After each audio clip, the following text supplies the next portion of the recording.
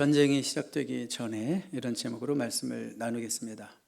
BBB죠. Before the battle begins니까 전쟁이 시작되기 전에, 이렇게 말도 바꿀 수 있어요. 본격적인 게임이 시작되기 전에. 미국 풋볼 전통 강자 중에 시카고에서 살다 오신 분이 있습니까? 시카고 베어스라고 있죠. 시카고 베어스가 작년에는 거의 망했지만 미국에서 둘째로 오래된, 아주 오래된 역사가 있는 그 팀입니다. 근데 2014년에 그 미국 북부 지구에서 꼴찌를 했거든요. 그때 유명했던 인터뷰가 있습니다. 인터뷰.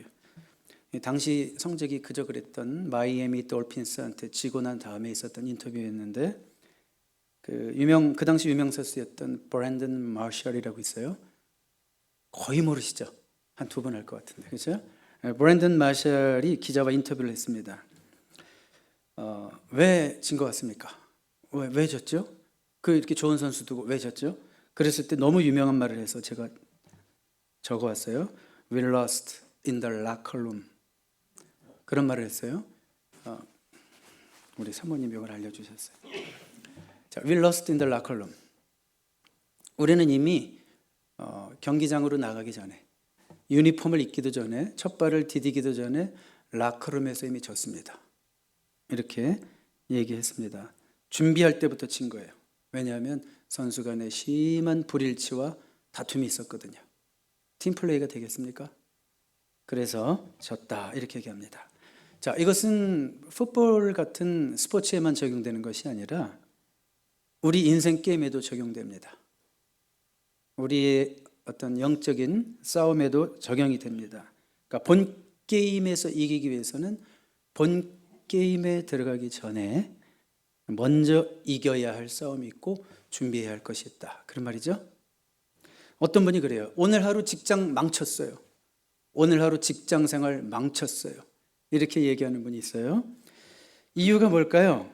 이유를 알아보니까 지난 밤 늦게 절제하지 못하고 3시간밖에 못 자고 아침도 못 먹고 출근한 거예요. 그러니까 집중도 안 돼, 에너지도 없어. 그날 하루 망쳤죠? 영업 망쳤죠? 자, 이게 뭔지 아시겠죠? 밤에 자기와의 싸움에서 졌기 때문에 다음날 직장 본 게임에서도 박살난 거예요. 그러니까 모든 인생이 그렇죠? 심는 대로 어떻게 돼요? 거두는 겁니다. 심는 대로 거두는 겁니다.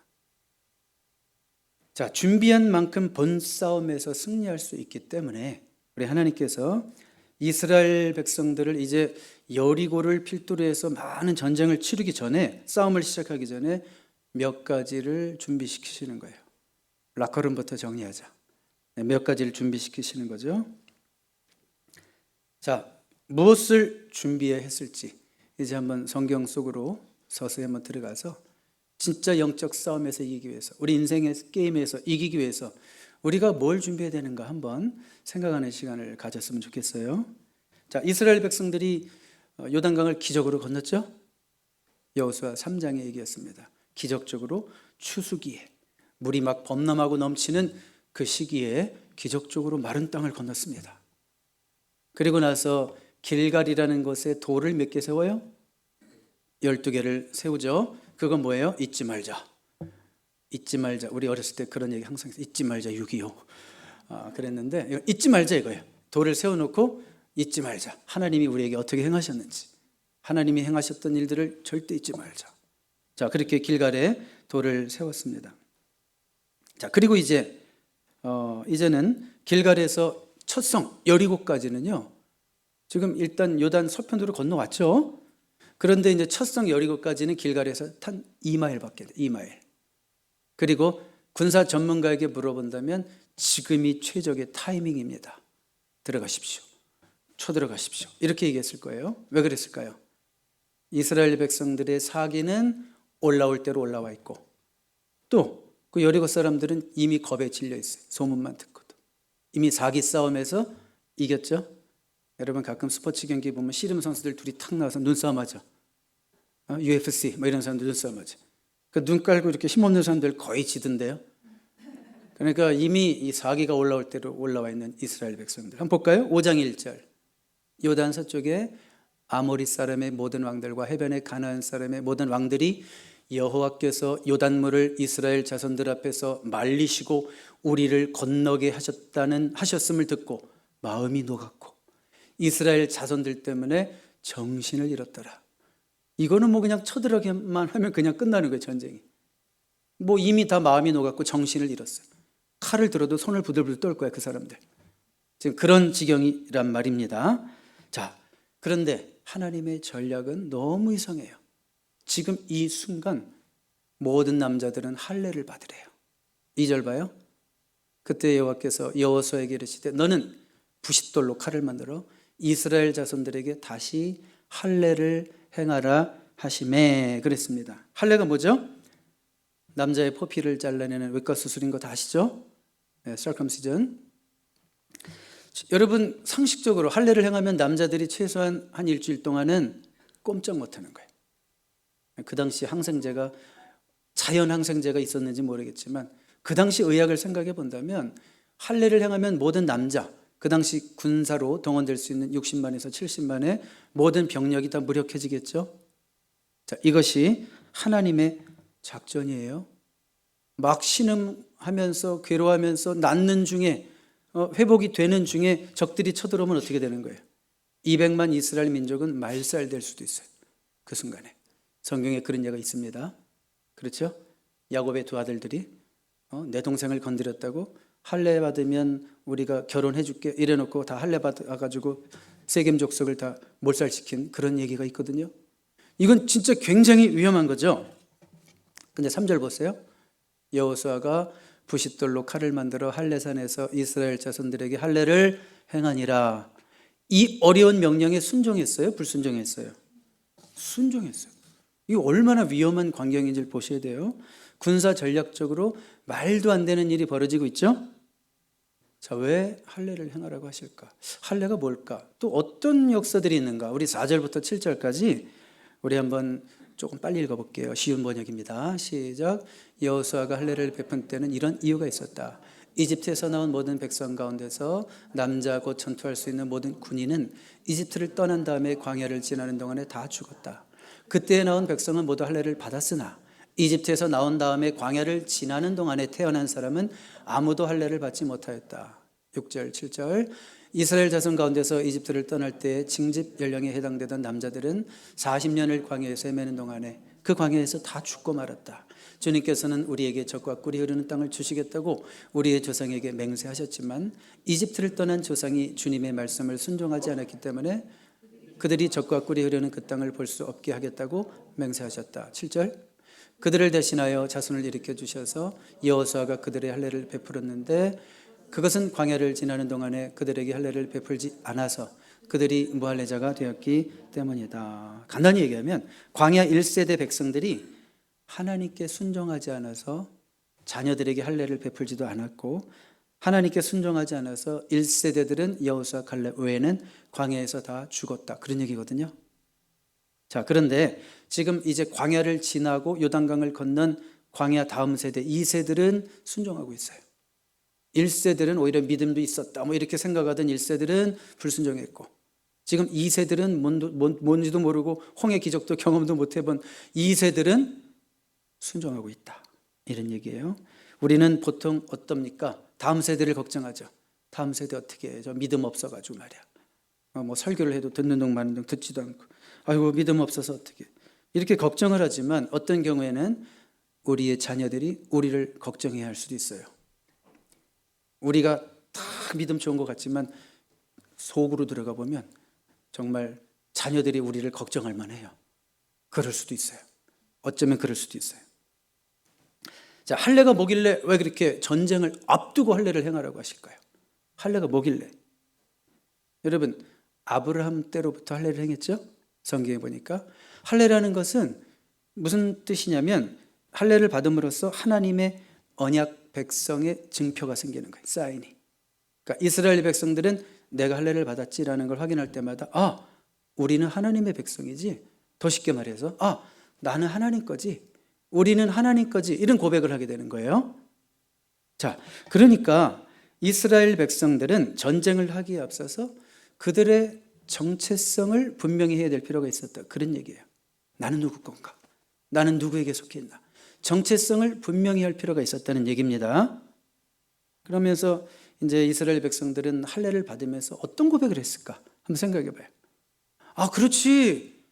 우리는 하나님 거지. 나는 하나님 소유지. 그러니까 하나님께서 이 전쟁에서도 나를 위해서, 우리를 위해서 대신 싸우실 거야. 이런 고백을 하게 되는 게 할례입니다. 아멘이죠? 자, 아주 더 쉽게 말할게요. 할례를 받아라. 할례를 받아라. 이 말은 뭐냐면 더 쉽게 말할게요. 여러분 모두가 100% 이해할 수 있도록 힘 빼라. 그런 얘기예요. 뭐라고요? 힘 빼라. 그거 수술하고 나면 힘 쓸 수 있어요, 없어요, 남자들? 못 한다니까요. 일주일 동안은 꼼짝도 못 한다니까요. 자, 우리는 여기서 여호수아서에 나오는 전쟁이 어떤 성격의 전쟁인지를 알 수 있죠. 이 싸움은 군사력으로 싸우는 거 맞아요? 아니죠. 군사력으로 싸우는 거면 왜 할례를 받게 해요? 이 싸움은 군사력으로 싸우는 싸움이 아니라 하나님께 순종함으로 싸우는 싸움이에요. 여기 아멘이 팍 나와야 되는데 하나님께 순종함으로 싸우는 싸움이라고요. 내 힘을 빼야지 하나님의 힘을 쓰십니다. 아멘입니까? 내 힘을 빼야지 하나님의 힘이 역사하십니다. 한번 10절 읽어봐요. 이제 10절 읽어볼게요. 또 이스라엘 자손들이 길갈에 진쳤고 그달 14일 저녁에는 여리고 평지에서 유월절을 지켰으며. 자, 할례를 행하고 또 이어서 뭐까지 해요? 유월절까지 지켰대요. 절기를 지켰대요. 예배를 드렸대요. 사실은 유월절에 참여하기 위해서는 할례 받은 백성만 참여할 수 있어요. 그러니까 무슨 얘기예요? 광야 40년 동안은 유월절을 지켰다는 기록도 없고 특히나 2세대들은 유월절을 지켜본 적도 없어요. 40년 전 애굽에서 나올 때 유월절, 패스오버라고 하는 유월절은 뭐예요? 죽음의 사자가 돌아다닐 때 그 양 문설주에 피를 바른 가정들은 죽음의 사자가 넘어가서 살았다는 얘기. 자, 유월절을 지키면서 우리가 어떻게 구원받았는지를 상기하는 거예요. 우리가 40년 전에 어떻게 구원받았지? 우리가 어떤 백성이지? 다 죽어나가는데 우리만 살았잖아. 그 피를 바른 자만 살았잖아. 이것이 바로 우리의 심령에 예수 그리스도의 피를 바른 자는 영원한 사망에 이르지 않고 영원한 생명에 이른다고 하는 복음인 줄로 믿습니다. 어쨌든 절기를 지켰다는 것은 온 백성들이 예배했다는 거예요. 하나님께 뭐 했다? 예배했다. 예배가 집중이 됩니까 지금? 적들이 코앞에 있는데 아무리 뭐 그들이 자기가 죽었다고 하지만 어쨌든 전시 상황에서 예배가 집중이 됩니까? 당장 창이 날라올지도 모르는 상황에서 양을 잡아 죽이고 피를 내고 각을 뜨고 제사를 드리고 불을 태워서 예배를 드리고 적들이 보면 뭐라고 그럴까요? 미쳤나? 뭐 하는 거지? 뭐 하는 거지? 적들이 당황할 것 같아요. 너무 이상한 짓을 해서. 자, 예배하기 힘든 상황이죠? 집중하기 힘든 상황이에요. 근데 예배하고 있습니다. 저는 오늘 이 자리에 앉은 여러분 모두가 예배에 집중할 수 있게 되기를 바랍니다. 목사님, 제 삶을 모르시죠? 제가 얼마나 힘든지 모르죠? 예배도 팔자가 편할 때 하는 거지. 저처럼 요즘 형편과 상황이 저처럼 이렇게 복잡하고 힘들잖아요. 목사님 예배? 목사님 말씀 하나도 안 들어와요. 집중도 안 돼요. 그냥 앉아 있는 거예요. 이런 나약한 핑계가 없게 되기를 바랍니다. 어떤 상황 속에서도 예배하기를 힘썼던 이스라엘 백성들. 왜냐하면 그것이 전쟁에서 승리하기 위한 조건이었기 때문에. 우리가 아무리 힘들어도 우리가 이 땅의 많은 본게임에서 이기기 위해서는 여러분들이 예배의 자리로 나오셔야 됩니다. 자, 그런데 하나님은 왜 도대체 이 상황에서 예배하게 하셨을까? 하나님은 왜 이 상황에서 예배하게 하셨을까? 다시 한번 여호수아서의 전쟁의 성격을 얘기해 봐요. 이 싸움은 무력 대 무력으로 충돌하는 육신의 싸움이 아니다. 그렇죠? 아니다. 악한 영에 대항하여 싸우는 영적 전쟁이다. 이런 얘기입니다. 아멘입니까? 이 말이 무슨 얘기인지 이해가 가세요? 한 세 분은 이해가 안 가시는 것 같은데. 하나님의 백성들은 온전한 예배 없이 영적 싸움에서 절대 승리할 수 없습니다. 여러분들의 삶의 예배가 무너졌다. 여러분들은 절대 그리스도인으로서 그리스도인답게 살 수 없어요. 이 땅에서. 무슨 일을 해도 안 됩니다. 여러분들이 진짜 하나님의 자녀라면. 하나님의 백성들은 예배 없이 영적 싸움에서 이길 수 없습니다. 말은 그리스도인이라고 하면서 예배를 소홀히 하고 있는 자, 저는 알아요. 그 사람 어떻게 사는지. 지금 세상에서 마귀한테 열심히 얻어 터지고 있어요. 우리 그리스도인들은 예배의 회복 없이 그 어떤 싸움에서도 멋진 승리를 이룰 수 없다는 걸 기억하십시오. 아멘입니까? 유월절을 지켰는데 이제 유월절을 지키면서 어떤 변화들이 생기냐면 11절, 12절 볼까요? 유월절 이튿날에 그 땅의 소산물을 먹되 그날에 무교병과 볶은 곡식을 먹었더라. 또 그 땅의 소산물을 먹은 다음 날에 만나가 그쳤으니 이스라엘 사람들이 다시는 만나를 얻지 못하였고 그 해에 가나안 땅의 소출을 먹었더라. 유월절을 지킨 날 다음부터 이스라엘 사람들이 뭘 먹었다고요? 그 땅에 소산물을 먹었대요. 그럼 그 전까지 뭘 먹었어요? 40년 동안 하늘에서 내려오는 공짜 푸드, 슈퍼푸드, 완벽한 뉴트리션 푸드, 만나를 하나님이 내려주셨죠. 그런데 그 땅의 소산물을 먹은 다음에 뭐가 그쳤다? 만나가 그쳤어요. 근데 여기 참 성경을 보면서 여러분 좀 의구심이 생기지 않아요? 지금 요단강을 건너온 지 4, 5일밖에 안 됐거든요. 언제 농사에서 그 땅 소산물을 먹어요? 4, 5일에? 성경을 읽을 때 제발 질문 좀 하세요. 그러려니 당연하거니 생각하지 말고 아멘하지 말고 이게 맞아? 이렇게 좀 물어보세요. 그래야지 답이 있어요.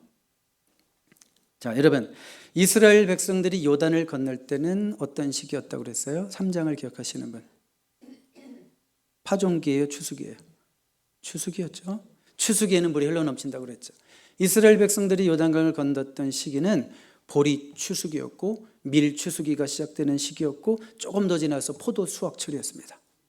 그런데 지금 이스라엘 백성들이 요단강을 건넜다는 말을 듣자마자 여리고 사람들 어떻게 해요? 겁에 질려가지고 다 때려치고 수확하다 말고 농작물 다 때려치고 어디로 갔어요? 성 안으로 다 들어가서 콧배기도 안 비쳐요. 두려워 떨고 있어요. 나오질 않아요. 한 발짝도 출입이 없었다고 계속 나와요. 그러니까 전부 남겨놓은 농작물 누구 거? 싹 긁어먹은 거죠. 그렇죠. 그런 의미입니다. 자, 하나님의 섭리가 놀랍죠. 그렇죠. 그때가 만약에 추수기가 아니었으면 어떡할 뻔했어요. 200만이 만나까지 혹시 끊어졌다. 가나안에 들어온 이상 하나님이 만나를 끊어버렸다. 그럼 어떻게 해요? 농사도 못하고. 농사가 하루 이틀이 되는 건 아니니까. 뭐 짐승 잡아먹어요? 그것도 한계가 있겠죠. 그러니까 한치의 오차도 없이 이스라엘 백성 그 200만을 이끄시는 하나님의 인도하심을 봅니까? 하나님은 또한 한치의 오차도 없이 저와 여러분의 인생을 이끌어 가심을 믿습니까? 이게 믿음이에요. 그렇죠? 하나님의 인도하심, 퍼펙트 타이밍을 믿는 게 믿음이라고요. 하지만 아쉬운 것도 있죠. 40년 동안 공짜로 먹던 서브 되던 음식이 끊어졌다니까요. 누가 제일 아쉬울까요? 네? 여자들, 주부들이 제일 아쉽죠. 왜요? 이젠 밥해 먹여야 되니까. 그렇죠? 이제는 주부들이 아셨을 거예요. 좋은 시간 다 끝났고요. 이제는 기적의 시간이 끝났어요. 은혜의 시간이 끝났어요. 이제는 스스로 음식을 해 먹어야 되는 때가 왔어요.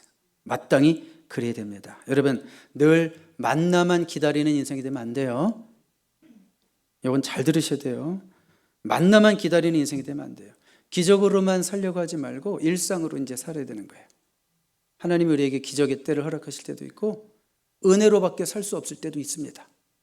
어떤 때는 그렇게 살아야 됩니다. 왜요? 방법이 없어요. 하나님이 도와주시지 않으면.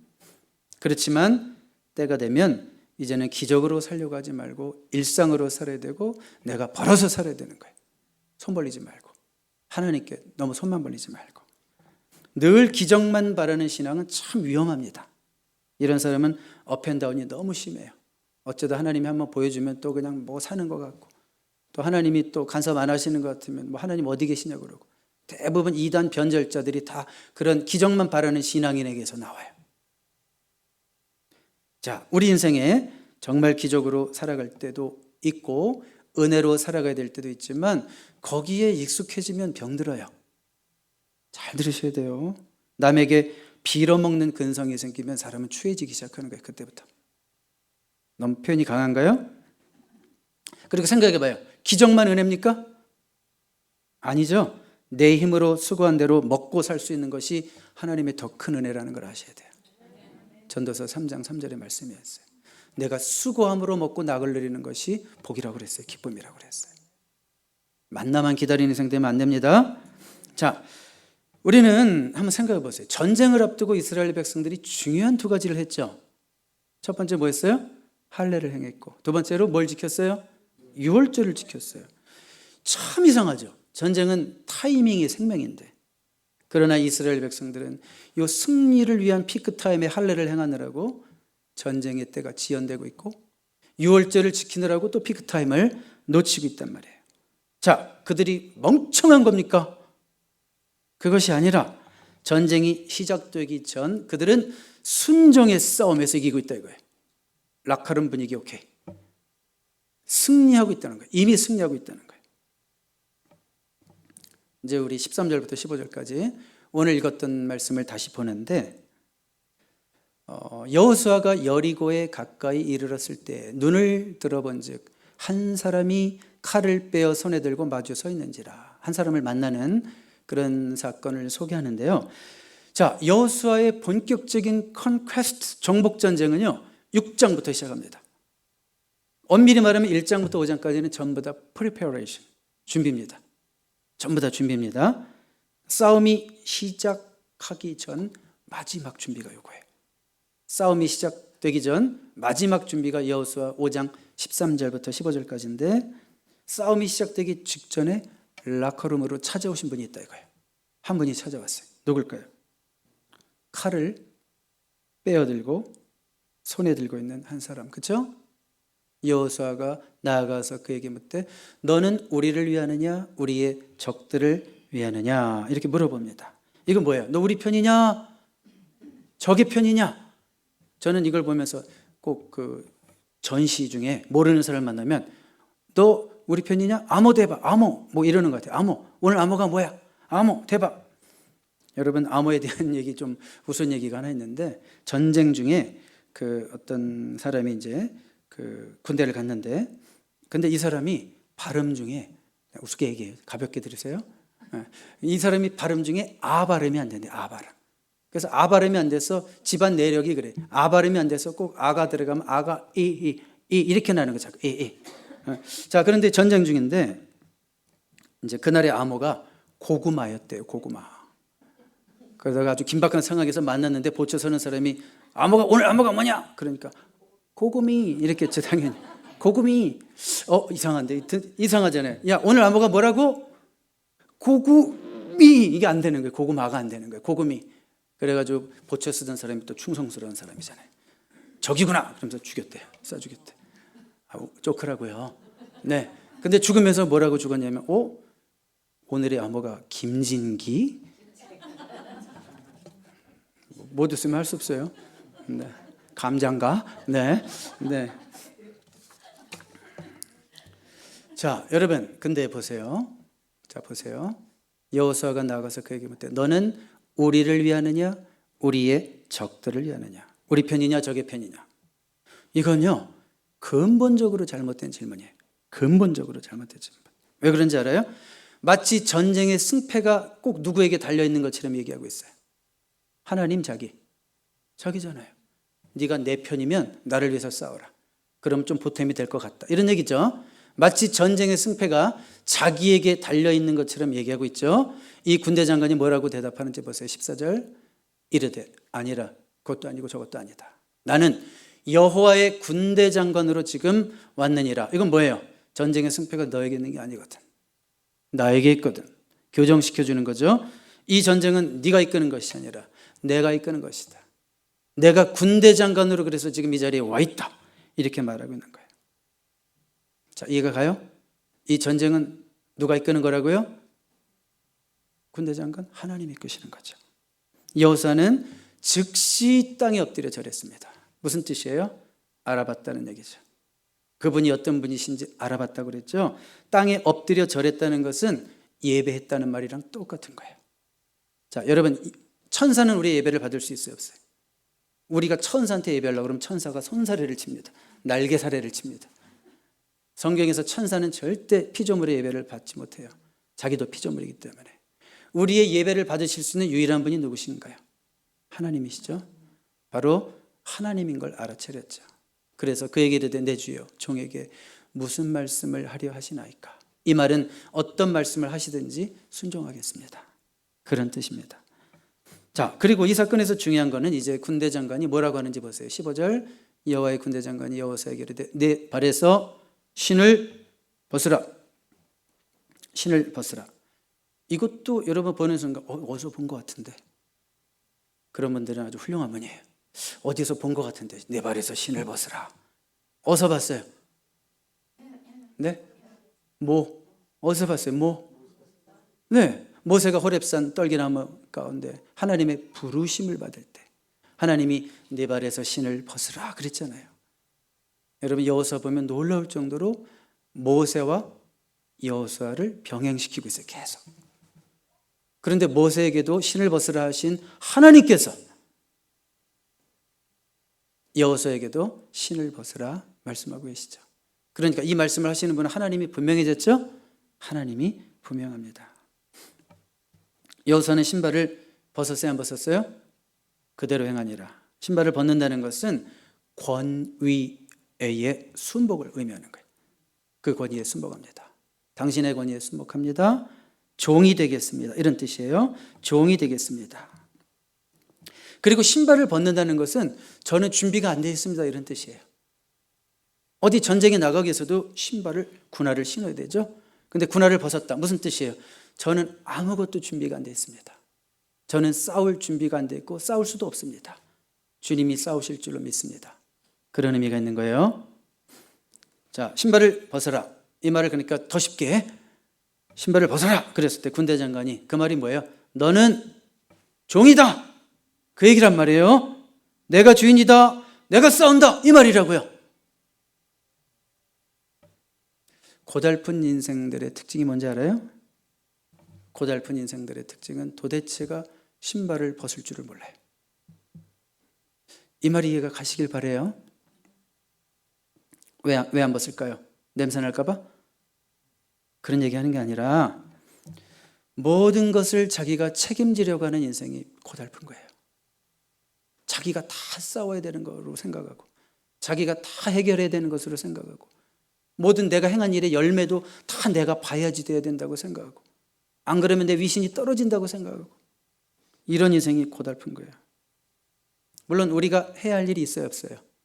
내가 해야 할 일이 있지만 하나님이 해주셔야 할 일이 있다는 걸 인정해야 되는 거예요. 성도는 할 수 없는 것까지 다 내가 책임지려고 하니까 막 내가 다 책임지려고 하니까 목사도 마음만 급해지고 혈압만 올라가고 공황장애도 오던데요. 제가 6년 전에 공황장애 심하게 앓았잖아요. 7년 전이네. 모든 걸 내가 다 짊어지고 가려고 그러니까 불안장애, 공황장애, 우울증 다 오던데요. 자, 우리 모두 신발을 벗읍시다. 신발을 벗고 우리의 군대 장관이신 주님 앞에 서야 할 줄로 믿습니다. 지지 않아도 될 무거운 짐 좀 제발 내려놓으세요. 그거 좀 잘한다고 누가 막 박수 쳐주고 칭찬할 것 같아요? 그러지 않아요. 하나님 앞에 더 정직하고 나 할 수 없어요. 이렇게 고백하는 인생이 더 멋져요. 우린 종입니다. 신발 벗고 주님이 시키시는 일만 하면 돼요. 주님보다 앞서가지 맙시다.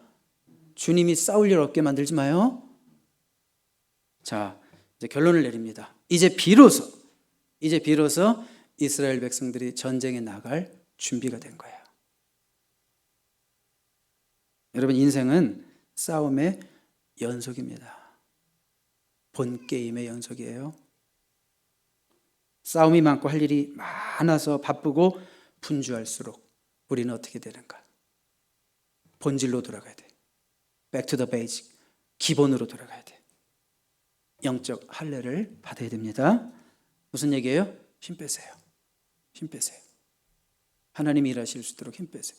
목에 힘 빼시고 목소리 힘 빼시고 의욕이 넘쳐서 주변에 있는 사람들 상처 주지 말고 힘 빼시고 하나님이 일하실 수 있도록 힘 빼세요.